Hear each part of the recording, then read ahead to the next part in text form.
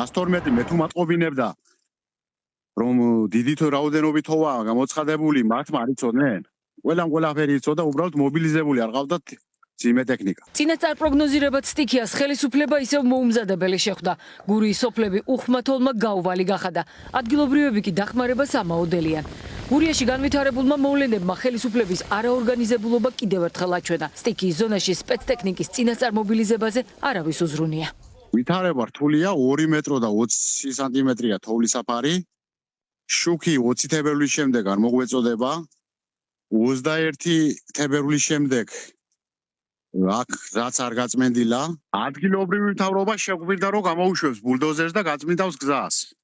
ჯერჯერობით ამნაირი მდგომარეობა გაწმენდილი არა. ეს დოკუმენტი აჩვენებს როგორ და რა ინტენსივობით აწვდის გარემოს ეროვნული სააგენტო ამინდის პროგნოზს საავტომობილო გზების დეპარტამენტს.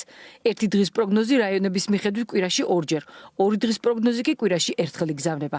ამავე ინფორმაციას იღებს მთავრობის ადმინისტრაცია და ადგილობრივი მუნიციპალიტეტებიც. ეს არის გრძელვადიანი პროგნოზი, მოკლევადიანი პროგნოზი და სპეცპროგნოზი. ამ ყველაფერს აწვდიან. ოღონდ აქ არის სამწუხარო ის, რომ გზების დეპარტამენტი ამ ინფორმაციას აღარ აწვდის უკვე კონტრაქტორ კომპანიებს. ეს ის კონტრაქტორი კომპანიები არიან, რომლებიც პასუხისმგებელნი არიან გზების მოვლა პატრონობაზე. ეს ამოუხსნელი არის, იმიტომ რომ ოფიციალური წერილი არსებობს, სადაც გზების დეპარტამენტი იძახის, რომ მე ვალდებულება არ მაქვს რომ ინფორმაცია მივაწოდო.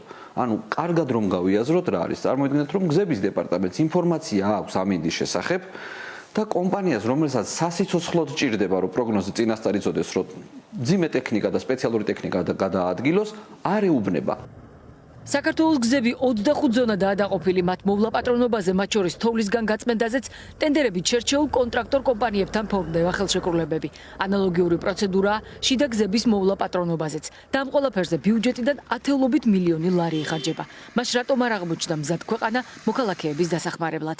ქართული ოცნების მთავარი მიზანი და ამოცანა არის ის, რომ რაღაც რომ მოხდება, პასუხისმგებლობა ვიღაცას გადააბრალოს. რომ ვიღაცა არის დამნაშავე და არა სიტყვაზე მე ანუ მუდმივად ვიღაც სხვა არის დამნაშავე. ეხლა დამნაშავე არის იანვარი რომ მოვიდა, თებერვალი მოვიდა, მოულოდნელად დადგა ზამთარი. როდესაც იცი 2 დღით ადრე რომ დიდთოვლობა არის მოსალოდნელი, ხო, რა თქმა უნდა, სპეცტექნიკა უნდა გამოიყვანო. ეხლა რომ მიყავთ ქართლიდან და კახეთიდან სპეცტექნიკა, წაიყვანოთ 2 დღით ადრე.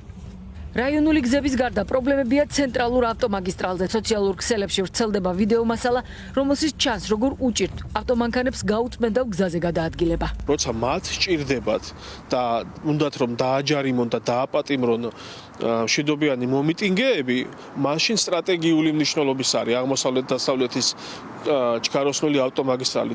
მაშინ როცა უამინდობის გამო ელემენტარული თოვლის გაწმენდას ვერ ახდენენ და პარალიზებულია მართლაც საერთაშორისო მნიშვნელობის სტრატეგიული აღმოსავლეთ-დასავლეთის ავტომაგისტრალი, ხმას არ იღებენ. მაშინ მისცენ პასუხისგებაში ირაკლი ქარსელაძე და თან დამამძიმებელი გარემოებად ჯგუფური დანაშაული, რომელიც თანამონაწილედ ხდის საავტომობილო გზების დეპარტამენტის ხელმძღვანელს. სახელმწიფო არ გვაქვს, ასე გამოეხმაურა საქართველოს მეხუთე პრეზიდენტი გურიასა და აჭარაში მომხდარ სტიქიურ უბედურებას. სალომე ზურაბიშვილმა ეგრეთ წოდებული ხელისუფლება უმოქმედობაში ამხილა. მთელი დასავლეთი საქართველო არის თოვლის ქვეშ, ისე რომ არც ერთი სახელმწიფო რეაგირება არ ხდება ჯერ. ეს სოფლები არიან ჩაფლული თოვლში, იქ ცხოვრობს ძალიან ბევრი ადამიანი, ძალიან ბევრი ხანშესული ადამიანი, როგორც ცნობილია ჩვენ სოფლებში უფრო ხანშესული ადამიანები არიან. იქ მიდიან მხოლოდ მოხალისეები. ეს იმას ნიშნავს, რომ ჩვენ გვყავს ძალიან ძლიერი საზოგადოება, ძალიან ცოცხალი საზოგადოება და ჩვენ არა გვყავს სახელმწიფო. ეგრეთ წოდებულმა ხელისუფლებამ გურიის სოფლების დასახმარებლად ჯარის გამოყენების გადაწყვეტილება მხოლოდ სალომე ზურაბიშვილის მწვავე განცხადების შემდეგ მიიღო. მანამდე კი დიდთოვლობაზე დასმულ კითხვას ეგრეთ წოდებულმა პრემიერმა პირდაპირ მნიშვნელობით ზურგი შეაქცია.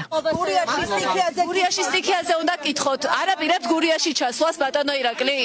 მსხვერპლითაც კი დასრულდა სტიქია გურიაში. სახელმწიფო ყველა ზომას იღებს, რაც საჭირო არის, როგორც პრევენციის, ისე შემდეგ იმ ზიანის აღმოსაფხვრად, რომელიც ასე დროს ვაქვს სახელმწიფო. პასუხისმგებლობის თავიდან არიდება ეს ქართული ოცნების მმართველობის სტილად იქცა. წლების განმავლობაში მომხდარ არც ერთ ტრაგედიაზე მმართველი პარტიის არც ერთ წევრს პოლიტიკური პასუხისმგებლობა არ აუღია. ის რისი თავიდან არიდებაც უსაფრთხოების წესების დაცვით ან სათანადო მომზადებით შეიძლებოდა ოლიგარქის მთავრობისთვის ყოველთვის უბედური შემთხვევაა.